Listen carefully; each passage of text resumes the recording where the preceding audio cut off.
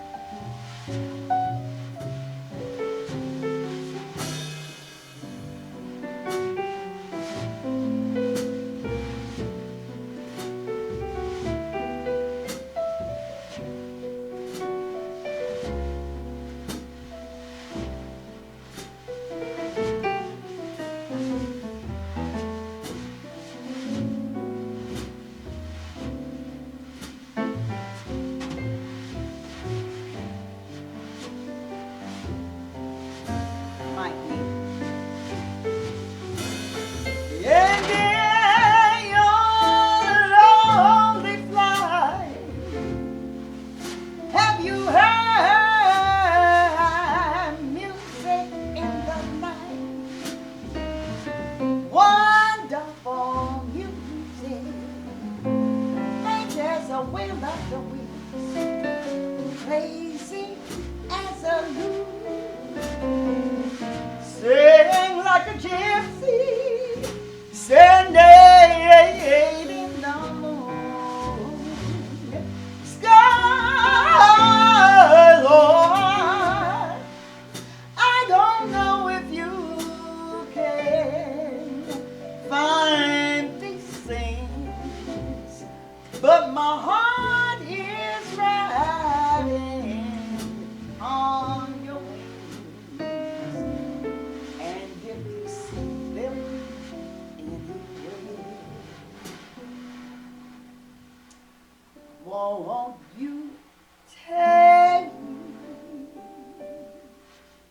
me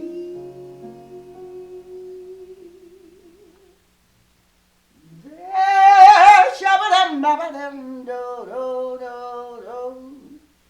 There.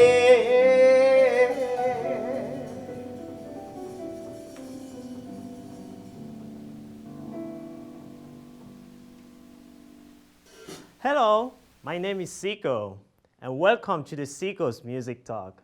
Today, we have a jazz singer guest. Her name, Laurie Tucker. So she's been performing around Kansas City for quite a while with musicians such as Everett DeVan, Tim Whitman, the Kansas City Jazz Orchestra, and even the KCKCC Youth Jazz.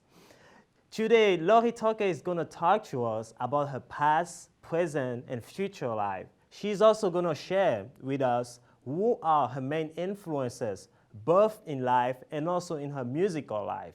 And at the end, she's even going to give us some advices about what it takes to become such a great musician around town and also in the world. So I really invite you to listen attentively because Laurie Tucker is going to share with us the most beautiful moment of her life. So stick around and enjoy. Thank you for coming. Well, thank you Hey, for thank you me. very much. Yeah, I love your shirt today. Yeah. Thank you. So you said you love red. I love red. I like pink, but I love red. Thank you very much And this for was a coming. gift from good friends of mine. Yeah. Named Lois and Ed, and they're avid jazz followers. Oh, wow. I can tell you have so many followers. Well, I mean, there are people in Kansas City that are so supportive, and they try to make all the rounds and support all the artists, and we appreciate that. We don't take it for granted because they don't have to come out. They don't. They don't. But they do, and it's wonderful to see them. It's always good to recognize and welcome your Yeah. supporters. Yeah. And I believe this is one of the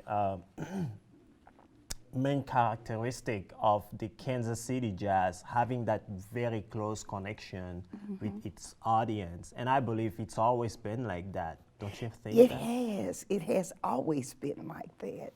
And I think Kansas City is small enough to where we all have a kindred spirit with each other, artists and non-artists.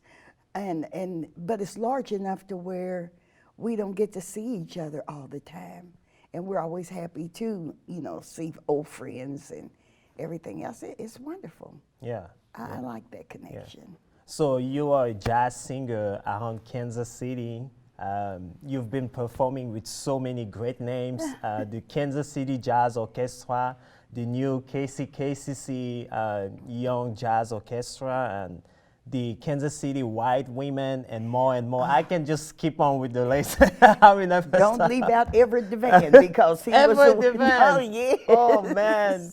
Wow. He was instrumental Yeah. in teaching me a lot of jazz nuances of phrasing and everything else. Because I was a rock and roll top 40 singer for 2 years before I met him. Really? But he taught me so much about jazz, and they had needed a singer immediately. And they had a singer, but they needed one immediately for some circumstances. But anyway, nevertheless, he took a lot of patience and time with me. Yeah. And I have to applaud him for that and thank him for that and praise him for that. He is one of Kansas City's greats. Yeah. So I was blessed to be Yeah. mentored by him. I only had the chance to meet with him like once or twice in my life since I came here. I've been here for 5 years already, and I believe when I came here, that was by the time he stopped performing, know, Yes. and he came here at KCKCC at the school, and he had a clinic with us. That was very amazing, impressive, the way he was so flexible, the way he Yes. was. That was amazing, and somebody taking the time, the patience to teach you. You don't see that nowadays. No, you don't. You just don't. And he was very patient and now he was strict because we used to joke about getting the look. If you did something you knew better, Yeah. then he would give you that look. Yeah, I heard about that look. I'm actually looking forward to having him here on stage the next time. Yeah, he's a legend, Yes, for the he Kansas is. City. Yeah. And I was I'm just fortunate to be singing with the Wild Women, Millie Edwards and Geneva Price. I'm really fortunate. There were originally 4 of us. Yeah. Myra Taylor. and she was 94 when she passed away, and she sang up until 3 months before she passed. Wow. And her voice was still good and strong. Wow. I mean, it was just, she was an inspiration. And she taught us a lot of things because although she had been performing since she was 14 Wow. and had performed in 32 countries. Woo. And of course, my friends Millie and Geneva, they are just awesome. We've all learned a lot from each other, very much so, because these women are active in so many roles. They really are. And I consider it, you know, a blessing to be with them. Yeah. Not only just for the singing content, but for their friendship. Yeah. I value their friendship. Yeah.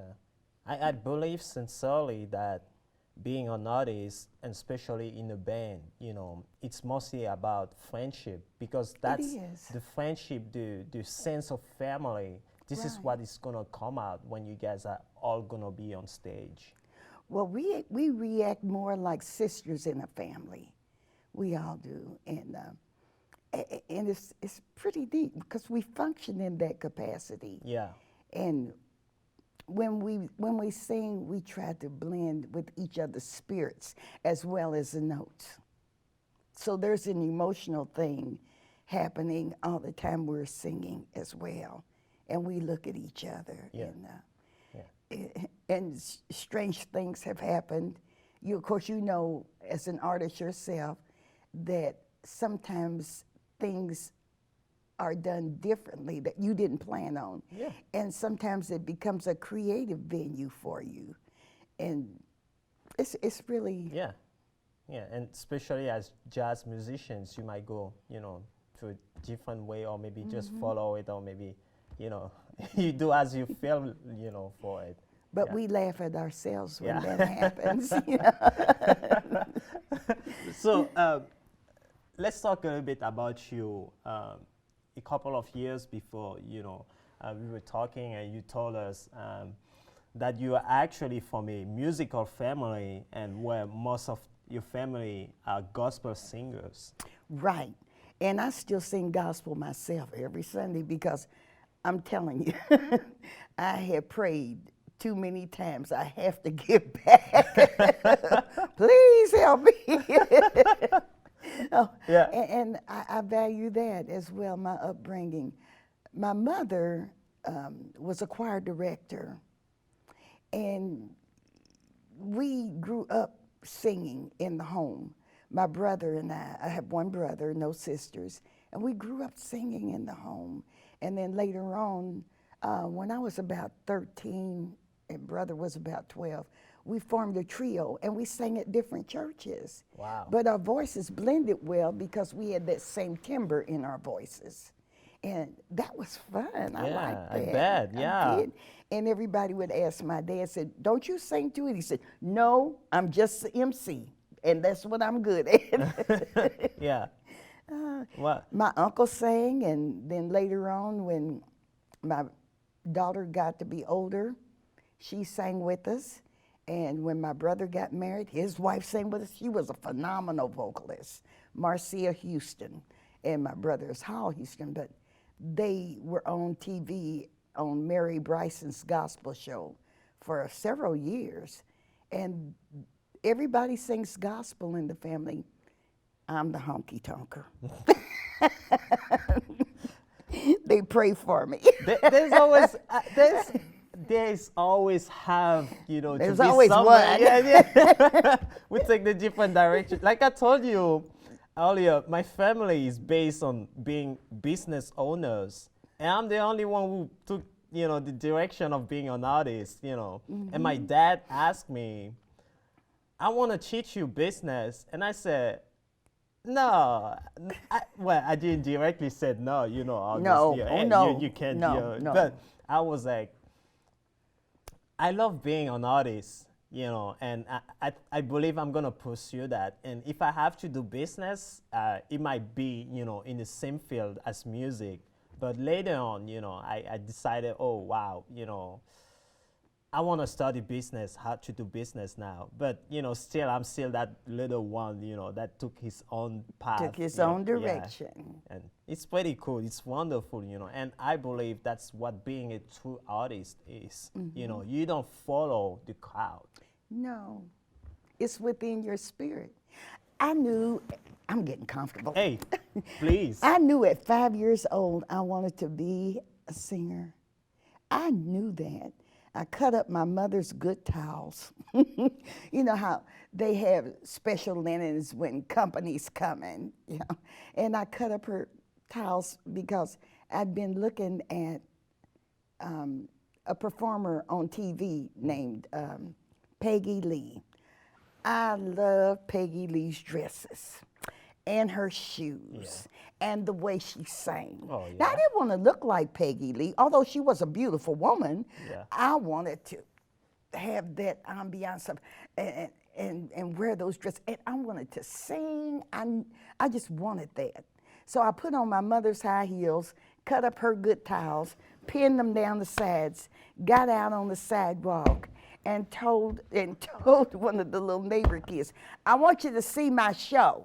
I really want you to see my show. Well, Peggy Lee sang Fever. And so when I started singing Fever, never know how much I loved you. Dun, dun, dun, dun. When I got to the part that said Fever, my grandmother came outdoors and she said, I'm going to put some fever on your bottom. And she whooped me across the yard. I was 5, but I knew I wanted to be a singer. And of course, my grandmother thought, she's growing up too fast. And so she spoke with my mother and my dad later on that evening and said, I think we're going to have to be concerned about this. I think she's trying to grow up too fast emotionally and mentally. And so consequently, every time I talked about singing, then they kind of squelched that a little bit. But I took the business turn that you didn't take. Yeah. I took it. And for 28 years, I worked in a corporate environment. So at Lake City Army Ammunition Plant. So, and I was a secretary out there, and I loved what I did. I really did. And I retired some time back. However, I love to sing. And I was able to sing all those 28 years because my mother and dad lived 2 blocks up the street. And so they could keep my daughter in the evenings when I went to perform. Yeah. And Wow. we had a schedule worked out, and it worked out really well. Let's talk about your beginning in the music business. How did you start? What were the places you went around, and let's also talk a little bit about one of your first disappointment. Yeah.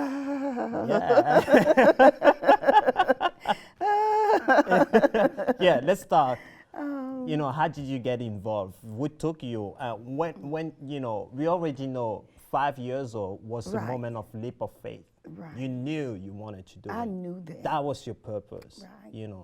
But how did you get involved? Who took your hand? Well, I had sung at a wedding, and one of the gentlemen that worked across the hall where I was working in the daytime, he wanted me to meet his son-in-law and daughter. And I thought, he is so adamant about this.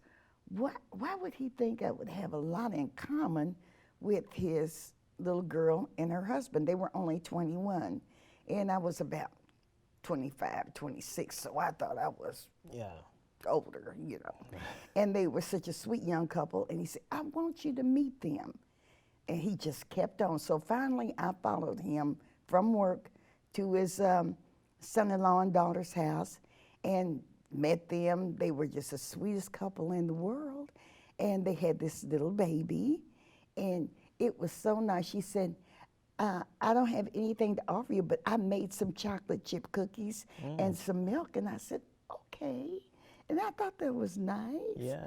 And then the young man said, and his name was Chris Crabtree, he said, my father-in-law tells me that he heard you sing at a wedding, and he was really impressed. He said, I have a mic. I said, you do? And he said, yes. And he said, and I sing. He said, I can play the guitar too. I said, you can? He said, yeah.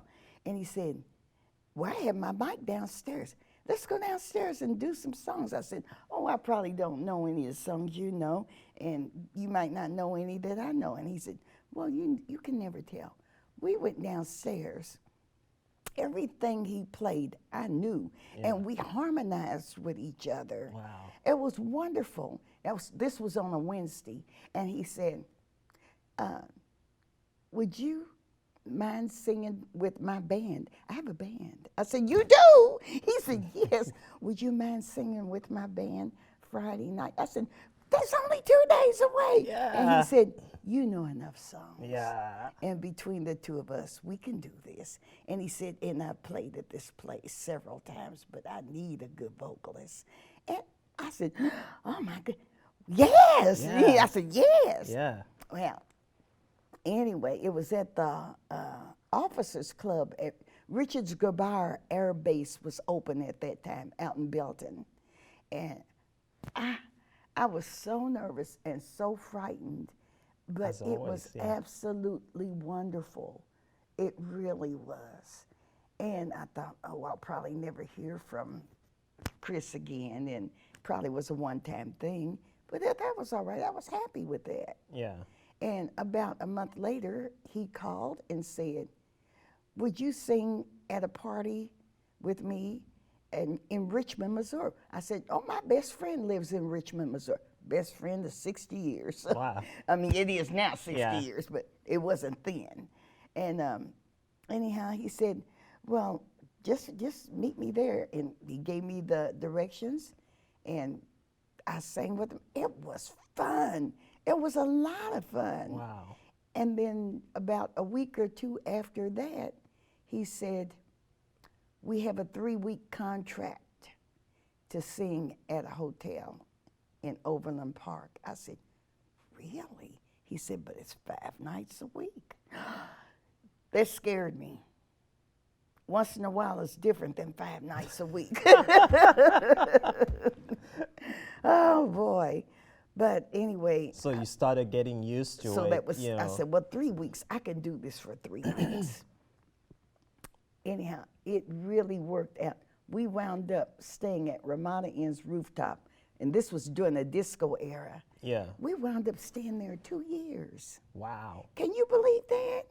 And we had packed audience, and we played all the disco music. What? Yeah, we played. I mean, we did all of it, and we rehearsed once a week. I mean, it just grew into something. We added another singer, another lady singer, and we had an all-American look. We really did, because she was Native American, Chris was Caucasian, and I being African American.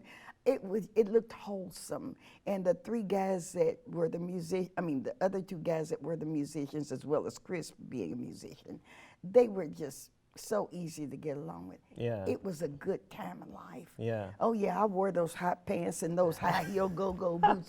Yes, I did. I think about that. Thank you now. very much for coming. So, let's talk And about. then after that Yeah. was when I met Everett DeVan's Oh, agent. yeah. So, and then so that's he's what- the one who introduced you to jazz. Right. Oh.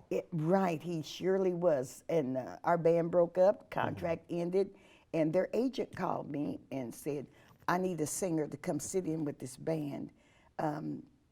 They just need time to look for a full-time vocalist. And I said, okay. And I said, where are they performing? He said, Top of the Crown. Yeah. So I went down there. I thought, oh, this is fun. And I said, I don't know if I know enough jazz. Everett played 3 songs. I sang them. I knew them because I've been listening to my mother's jazz albums over the years. And he said, you want this job? I said, yes. He said, With you're hired. confidence. This Yeah. is right on stage. You know? You're hired. I said, ah. So played there 2 years. Yeah. Upstairs. I met so many people.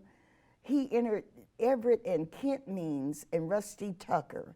No relationship, but they introduced me to all the jazz musicians in Kansas City. Wow. I praise their names, and I'm grateful Yeah. for knowing them. So do you just grateful. think you were mostly meant to sing jazz than other type of music? Yes, Yeah. I believe that. I don't know whether it's because my first introduction was seeing Peggy Lee sing jazz on TV. Yeah.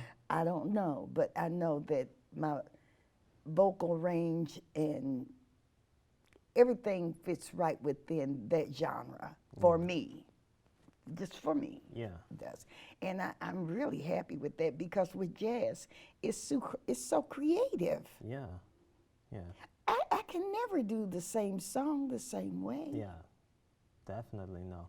Because it's a different feeling with every time I do the song, because it's a different audience, it's a different venue, it's a different way that I feel. So Yeah, definitely. And I it's can feel you. emotional. It's emotional, yeah.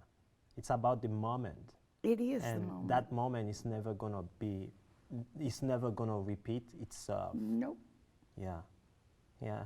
So who are the people who really influenced you during your career? My mother, even though she was a gospel artist, and they recorded some things, she had sung with the Allen Jefferson Gospel Choir, and it was a huge choir, well recognized, and they did a little traveling, not much, but that was an influence. But the other thing was that she had a stack of jazz vocal albums. She had always wanted to be a jazz vocalist secretly.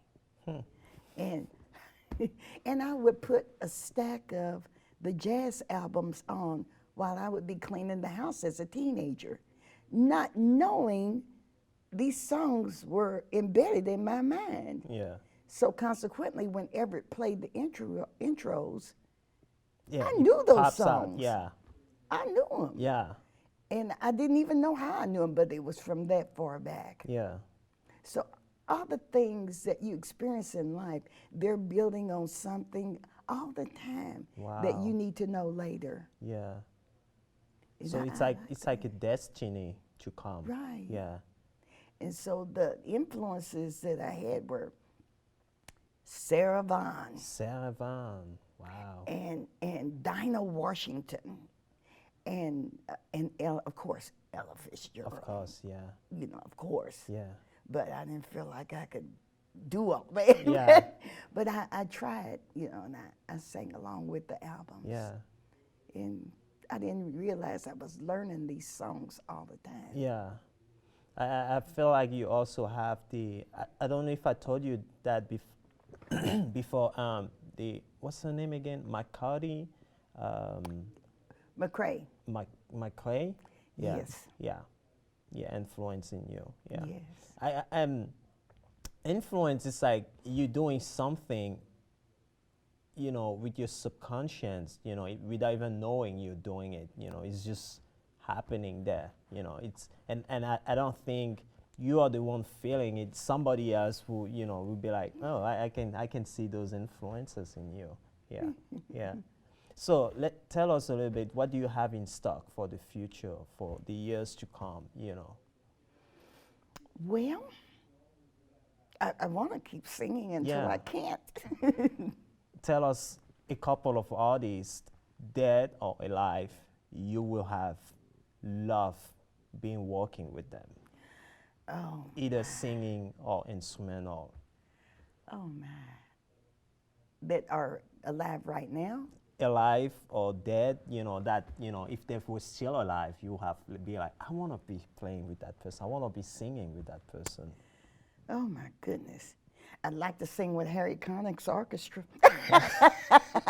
I'm way out there. Yeah. I mean, if you're gonna dream, Hey, dream all the way. dream big, you know, Why it's not, not? yeah, Why it's not not? prohibited, yeah. Why And you not? never know, like you said, you never know where this video might be going. I you have know? no idea, Yeah, but- and you never know what you're doing right now. And No, I just, I don't know. There's so many artists that I really, really admire. Oh my come on, goodness. put them out. Put them out. I can't even think right now. It's too fast Yeah. for me. Okay. But I would just, Yeah. I don't think anyone ever knows where they're going. Yeah. My husband, Hamstrong, he's a percussionist, and he has played with great people like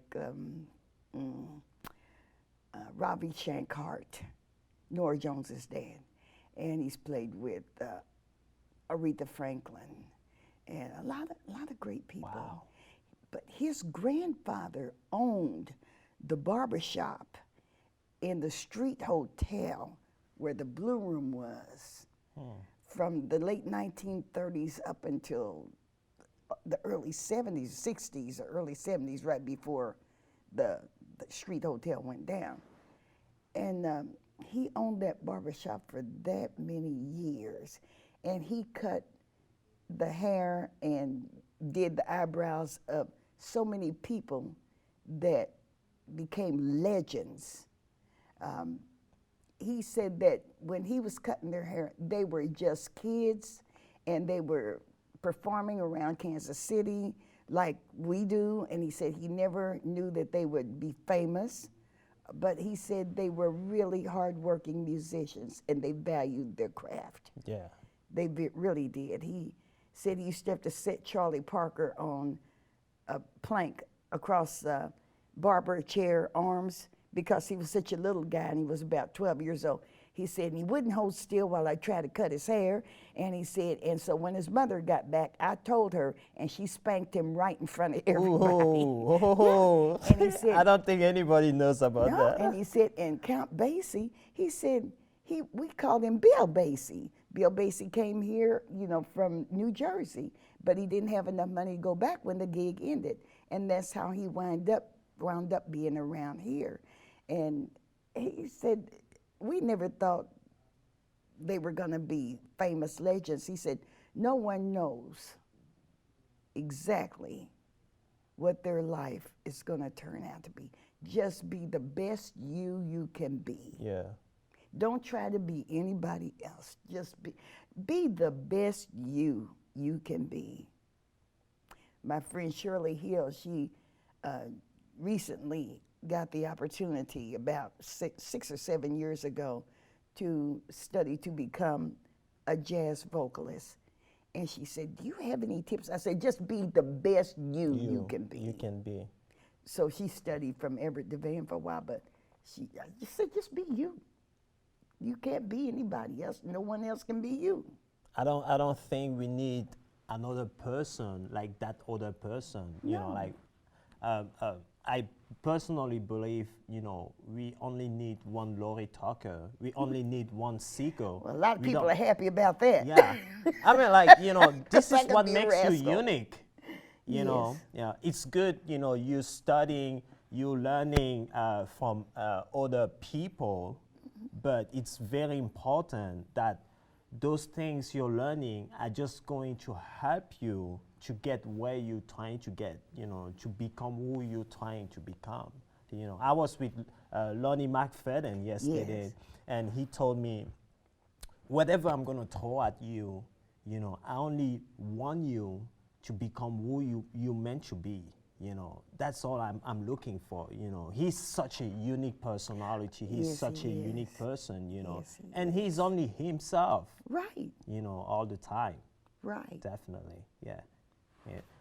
Any advice you would like? Any other advice? Because there's been a lot you've been teaching us today. Anything else you would like to add? I love the way you play your bass. I Thank love you. that. Oh, because man. it's so sincere. I met you at a jam session. I was Yeah. hosting the jam session Yeah. at the Phoenix Jazz Club That was yeah. on a Tuesday night, and you said, I'd like to play bass. I said, do you have your instrument with you and small amp? And you said, yes, I do. And and that was the beginning of a good relationship that I value. Yeah. a good friendship that I value. I'm honored to hear that from you. But I love the way you play. I do. I love the way you sing. I'm just following you. It's a mutual admiration society. Thank you, Laurie, for coming. Really appreciate this. And you're a legend. You're beautiful. And thank you for sharing your life and everything with us. Thank All right. you. You have a good day. Okay. Thank you. You also. All right.